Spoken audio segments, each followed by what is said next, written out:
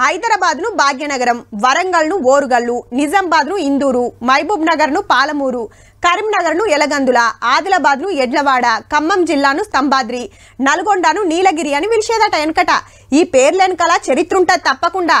కాలం మారినట్టే అటెనక మారినాయి అన్నట్టు. ఇప్పుడు గీ ముచ్చట దేనికంటే ములుగు జిల్లా పేరు మారేటట్టుందిలో సమ్మక్క సారక్క జిల్లా అయ్యేటట్టుంది. జిల్లా పేరు మార్చాలనే డిమాండ్ ఫస్ట్ కంచే ఉంటే నిన్న మొన్నటి దాకా గ్రామ సభలు పెట్టి పబ్లిక్ ఏమనుకునేది తెలుసుకున్నారు ఆఫీసర్లు. కలెక్టర్ గారు గా రిపోర్టు సర్కార్ కు పంపిస్తే వాళ్ళు ఓకే చేయంగానే మారుతుందన్నట్టు. మేడారం జాతర అయ్యేది ఈ జిల్లాలనే మరి.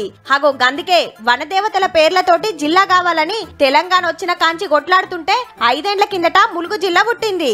లేలే ఆ తల్లుల పేరు మీదే ఉండాలనే డిమాండ్ దినమింత జోరయ్యే వరకు కాంగ్రెస్ సర్కార్ వచ్చి గ్రామ సభలు పెట్టి అందరికి సమ్మతమేనా కాదా అని వివరాలు తీసుకున్నది. సమ్మక్క సారలమ్మ జిల్లాగా ములుగు జిల్లాని ప్రకటిస్తున్నందుకు మాకు కూడా గర్వకారణంగా ఉంది. కలెక్టర్ గారికి ధన్యవాదాలు తెలియజేస్తున్నాము. దీనికో లెక్కుంది. మళ్ళా నర్సన్న గుడున్నందుకు యాదాద్రి భువనగిరి జిల్లా, యమలాడ రాజన్న పేరు మీద రాజన్న సిరిసిల్ల జిల్లా, రామ్లవారు ఉన్నందుకు భద్రాద్రి కొత్తగూడెం జిల్లా, జోగులాంబ తల్లి పేరు మీద జోగులాంబ గద్వాల జిల్లా అని పెట్టినట్టే ఈడ మేడారం ఉన్నందుకు సమ్మక్క సారక్క జిల్లా పేరుండాలనే డిమాండ్ ఉన్నది. మనకు 33 జిల్లాలుంటే ఇదే చిన్న జిల్లా.